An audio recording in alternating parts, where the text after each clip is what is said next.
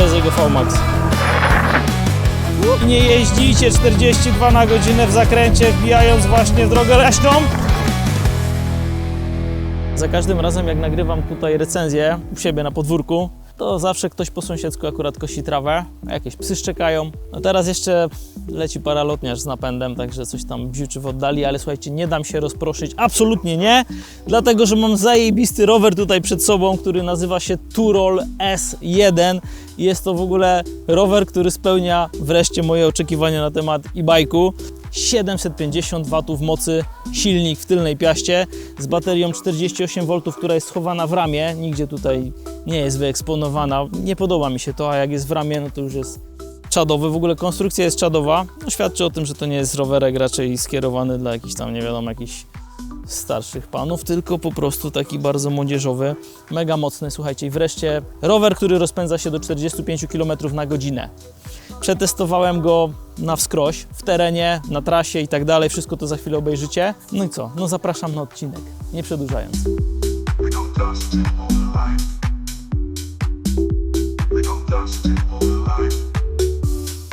Jeśli nie wspomniałem, że ten rower pochodzi z geekbuying.pl, no to ten rower pochodzi z geekbuying.pl.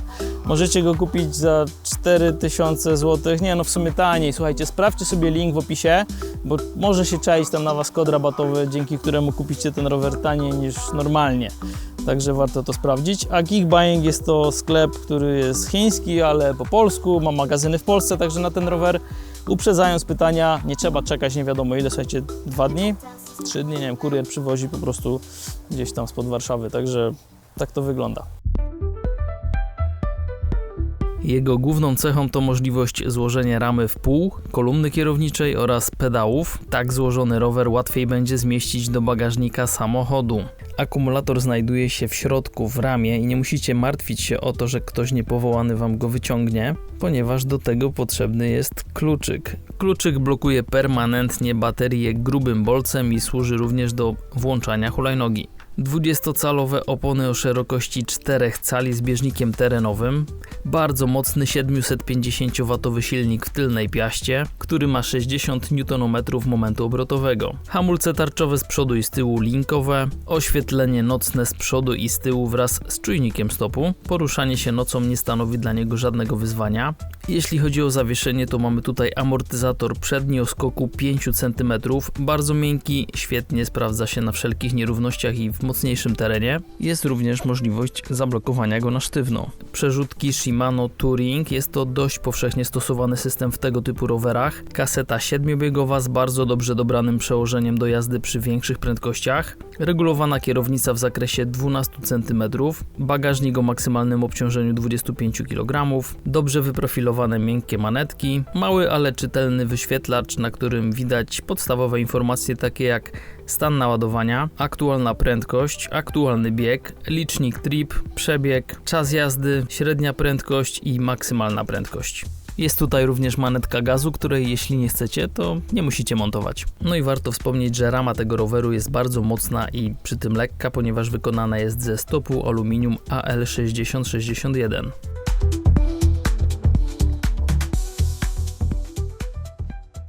No to może coś na temat wrażeń z jazdy Turolem S1. Jadę teraz, słuchajcie, bez żadnego wspomagania, zero wybieg, 7 bieg przerzutki, pedałuję bardzo wolno i toczę się do przodu. I tym rowerkiem oczywiście jak każdym innym można sobie po prostu jechać pedałując bez żadnego wspomagania. Nawet w zasadzie możecie wyjąć tą baterię, żeby ten rower był lżejszy i sobie nim jeździć normalnie. Także to jest normalny rower, umówmy się. Natomiast wiadomo, jak ktoś kupuje rower elektryczny, to nie po to, żeby w ogóle się męczyć i tak dalej, tylko po to, żeby jeździć ze wspomaganiem. I ten rower fabrycznie ma 5 biegów zaprogramowane. Pierwszy bieg, co właśnie piłem, w zasadzie nic się nie zmieniło, bo już jechałem około 12 na godzinę i z taką prędkością właśnie ten rowerek jedzie na pierwszym biegu. Natomiast jak sobie wbiję 2, czy tam powiedzmy 3, no to słuchajcie, on już zaczyna przyspieszać w momencie, gdy pedałuje. Nie muszę się w ogóle męczyć, absolutnie. 4 bieg, słuchajcie, 20 na godzinę. No i 5, 25 km na godzinę to jest ta prędkość, do której ten rower dobija i to jest ta prędkość, z którą możecie sobie tak legalnie po prostu jeździć. Oczywiście, tak jak wspomniałem, możecie sobie odłączyć tą manetkę i jeździć bez manetki, po prostu trzeba pedałować. I teraz pewnie nasuwa Wam się pytanie, czy ten rower da się odblokować, czy można nim jechać szybciej. No oczywiście, że można, słuchajcie, 45 na godzinę i tu nie trzeba jakichś cudów robić, bo on ma bardzo fajny system tutaj, w sensie nie ma jakichś blokad, tylko, a zresztą pokażę Wam. Słuchajcie, wystarczy sobie zrobić coś takiego. Naciskamy sobie dwa przyciski plus minus i w tym momencie mamy menu. Naciskamy jeszcze raz sobie dwa przyciski i mamy kolejne menu. I teraz wystarczy nacisnąć sobie tutaj pierwszą pozycję Power Set i mamy tak 0 do 5. Co to oznacza? Że teraz mamy rower w trybie od 0 do 5 biegu, gdzie 0 to jest zupełnie bez wspomagania, 5 to wiadomo 25 km na godzinę. Teraz możemy sobie te tryby przestawiać tutaj, na przykład 1.5, czyli jak włączymy rower, to od razu mamy zawsze pierwszy bieg, czyli ze wspomaganiem, nie ma tego zerowego. Ale mamy też 0.7 i mamy też 1.7, 0.9. Słuchajcie, odpalamy sobie 0.9 i teraz co się dzieje? Proszę bardzo, jedyneczka, słuchajcie, ruszę tylko do przodu. Dobra, zaczynam pedałować. No, oczywiście mamy mniej więcej to samo co wcześniej. Drugi bieg, trzeci, czwarty, wiadomo, piąty. Przy czym piąty to już jest prędkość około 30 na godzinę. Szósty bieg to już mamy prędkość 30 kilka na godzinę. 7, 35, 8, 9, słuchajcie, aż manetkę włączę, bo nie chce mi się pedałować. No teraz akurat jadę 42 na godzinę, ale ten rowerek jak jest full naładowany, to słuchajcie, macie 45 na godzinę na budziku. I tak można sobie śmigać. Aha, zapomniałbym wspomnieć, ten rower ma tempomat, także w sumie, no nie bierzcie ze mnie akurat przykładu i nie jeździcie 42 na godzinę w zakręcie, wbijając właśnie w drogę leśną, bo to nie jest mądre. Bateria naładowana na fulla, będę jechał non-stop, pedałując 25 km na godzinę. Stan początkowy licznika to 29 km. Jedziemy. No to go! Piąty bieg, czyli 25 km na godzinę, maksymalna dopuszczalna prędkość. A stan baterii w tym rowerku jest podzielony na 5 kwadracików, także będę informował co 10 km, ile pozostało do końca. Słuchajcie, jadąc te 25 km na godzinę non-stop i pedałując, nie muszę pedałować tak szybko jak w pozostałych rowerach, które testowałem. W sensie tam jednak obroty tych nóg, tych pedałów były dużo szybsze, przez co nie jechało się tak bardzo komfortowo. Natomiast tutaj, zobaczcie, pedałuję sobie tak jak teraz, jadę 25 km na godzinę.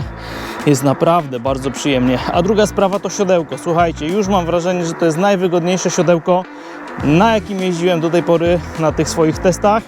Ale zobaczymy, jak to będzie wyglądało pod koniec trasy.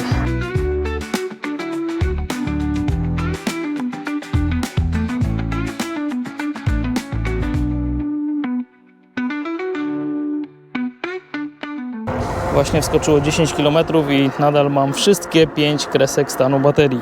20 km w tym momencie i słuchajcie, wszystkie 5 kresek cały czas widzę na wyświetlaczu i nawet żadna nie mrugnęła na chwilę, także jestem przerażony, co tu się może odpierdzielić, w sensie dużego zasięgu.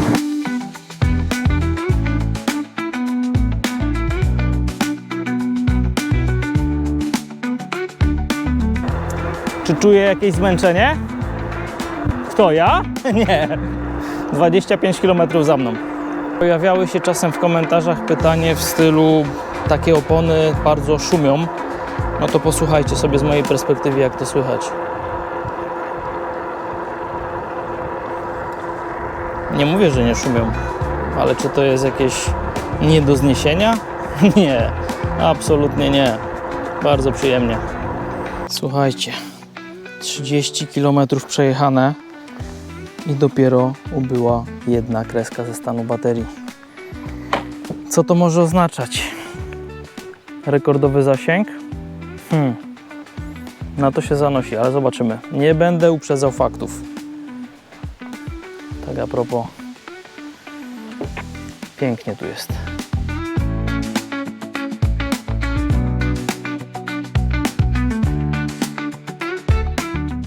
Właśnie nawróciłem, jadę z powrotem w kierunku domu i powiem Wam, że jadę teraz pod wiatr i to dosyć mocny, więc nie wiem, czy to nie była przyczyna tego, że przejechałem tak dużo kilometrów na tak niewielkiej ilości energii. Zobaczymy.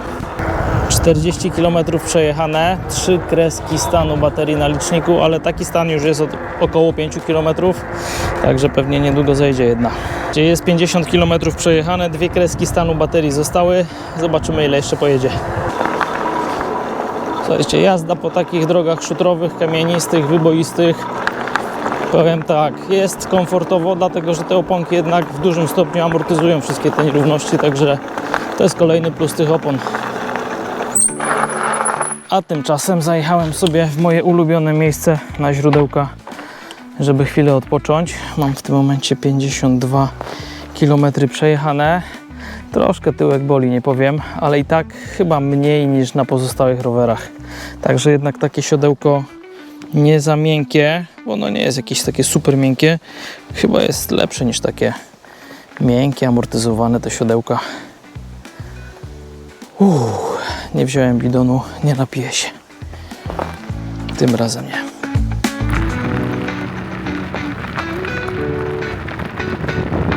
Jest 60 km, ostatnia kreska stanu baterii została, także już powoli kończę. No i bateryjka się skończyła, właśnie mruga, że już jest pusta. Przejechane jest dokładnie 65 km i 300 metrów. Także na Turolu S1 pedałując non-stop i jadąc 25 km na godzinę przejedziecie 65 km i to jest całkiem spoko wynik, biorąc pod uwagę to, że jego opony są szerokie na 4 cale. Także jakiś tam opór teoretycznie powinien być większy, ale nie jest. Trasa była bardzo zbilansowana, najpierw jechałem z wiatrem, trochę z górki, później musiałem jechać pod wiatr i pod te wszystkie górki, także uczciwy test. I oczywiście jeśli byście jechali wolniej, na przykład 15 km na godzinę, no to przejedziecie pewnie te 100 km, bo na tym to polega. Im szybciej, tym zasięg się skraca. To jest taka złota zasada. A teraz sobie go naładuję, odblokuję i przejadę jeszcze raz tą samą trasę, jadąc bez pedałowania z maksymalną prędkością. Zobaczymy, ile się przejedzie. Słuchajcie, żeby było jeszcze ciekawiej, to jadę sobie na tempomacie, także nie pedałuję, nie trzymam kierownicy, jadę 45 na godzinę. Nieźle, powiem szczerze, to jest jakieś szalone. No słuchajcie, no coś wspaniałego. Tak, pomykać sobie 40 parę na godzinę takim terenem na rowerku, to jest chyba to, na co czekałem. Przypomniały mi się czasy, gdy jeździłem w amatorskim motocrossie. To były emocje, słuchajcie, i właśnie teraz mam podobne emocje. Może bardziej przypomina to enduro niż motocross, ale zdecydowanie przypomina. Pierwsze 10 km zrobione, 14 minut jazdy i jedna kreska ubyła ze stanu baterii. Tor motocrossowy, który własnoręcznie projektowałem, nadal widzę, funkcjonuje, a to przecież były lata 2005-2008. 20 km przejechane w niecałe 30 minut i już tylko ostatnia kreska baterii została, także to jest chyba najkrótszy test zasięgu, jaki robiłem. Dobra, słuchajcie, mamy to, właśnie nie mamy prądu już w baterii, właśnie mrugnęła, że już nie ma żadnych kresek. Już Wam mówię, jaki był wynik. Całość testu trwała dosyć krótko, muszę powiedzieć, chyba najkrótszy test, jaki zrobiłem. 29,7 km, więc 30 km bez pedałowania, jadąc z pełną prędkością. Głównie na początku przez 20 km to było 45 na godzinę, później tak spadło do 40 i sama końcóweczka to już tak w okolicach 38 i cała podróż trwała dokładnie 44 minuty. Także muszę powiedzieć, że spoko wynik. Naprawdę 30 km bez pedałowania, jadąc dosyć szybko. Nie wiem jak Wy, ale według mnie jest bomba. Jeśli będziecie mieć baterię naładowaną na fulla, to polecicie nim 45, a nawet 46 na godzinę. To jest jego VMAX. Jadę sobie po kieleckim bruku i powiem szczerze, że jednak fatbike to jest fatbike. To jest po prostu komfort. Zero jakichś, nie wiadomo, jakichś wstrząsów, mimo że tutaj teren, uwierzcie mi, nie jest tak równy, jak może wyglądać na filmie. No nie jest też nie wiadomo jaki, ale zaraz sobie wjadę na kostkę brukową, taką typową, granitową i zobaczymy. O kurde. Słuchajcie, tak to można jeździć. W ogóle nie czuć tej kostki brukowej. Słuchajcie, nie mogłem sobie odmówić przyjazdu na kielecki single track dla rowerów MTB, żeby sprawdzić tą piekielną maszynę. No i oczywiście robię właśnie podjazd pod górkę, żeby sobie oczywiście później zjechać. I w takich warunkach, w takiej sytuacji jak teraz, no wspomaganie tym silnikiem jest naprawdę złotem. Niby elektryk, jadę na pierwszym biegu wspomagania, na pierwszej przerzutce, ale no trochę siły trzeba włożyć, żeby dojechać do takiego miejsca. Słuchajcie, jak to. O kurde. Ja. O kurde. Co tu się odwaliło, słuchajcie. No to mnie zaskoczyło. To lecimy z tym zjazdem.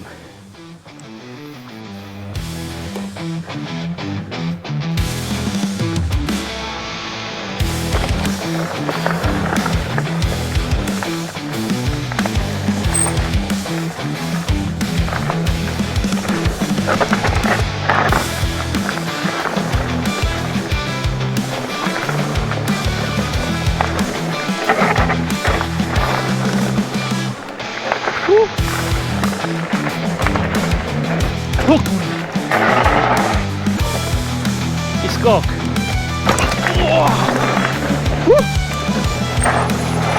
Coś wspaniałego. O kurde, słuchajcie, w sumie to pierwszy raz w życiu jadę na rowerze na single tracku MTB i kurde, odżyły we mnie z powrotem te wspomnienia motocrossowe. Także jestem zajarany jak nie wiem co. Także jeśli chodzi o fatbike'i, to przede wszystkim teren miejski, również jak najbardziej te miejskie nierówności. Natomiast jeśli szukacie roweru do jazdy głównie po asfalcie, na jakieś dalekie trasy, no to raczej tutaj szukałbym czegoś na cienkich, szosowych oponach niż takiego fatbike'a. Ja osobiście uwielbiam fatbike'i i tylko na nich chcę jeździć. Nawet zobaczcie, wjeżdżam sobie, proszę bardzo, tutaj po trawie czy coś, w ogóle nawet nie czuję. Patrzcie, tutaj gościu z lewej strony musiał ominąć te schodki, a ja takim rowerkiem, słuchajcie, nawet jak nie trafię na ten podjazd tutaj, to bez problemu sobie wyjeżdżam i to jest właśnie to, o czym mówię. Na zakończenie, podsumowując ten odcinek, chciałbym powiedzieć, że zdecydowanie mógłbym polecić każdemu ten model, każdemu, kto lubi po pierwsze szybką jazdę rowerem elektrycznym, no bo 45 na godzinę to jest szybka jazda według mnie. Po drugie, każdemu, kto lubi tego typu konstrukcję ze schowaną baterią w ramie. Po trzecie, lubi fatbike'i. Po czwarte, lubi kupić sobie coś w sumie nie tak drogiego, no bo słuchajcie, jego cena jest naprawdę atrakcyjna, a z kodem rabatowym Okiem Drona 6 macie go minus 6%. Jeśli Wam się nie spodoba ten rower, a będziecie chcieli może kupić jakiś inny albo jakąś hulajnogę, to wszystko ze sklepu geekbuying.pl macie minus 6% z kodem Okiem Drona 6, także to tyle w tym odcinku. Do następnego, trzymajcie się, cześć!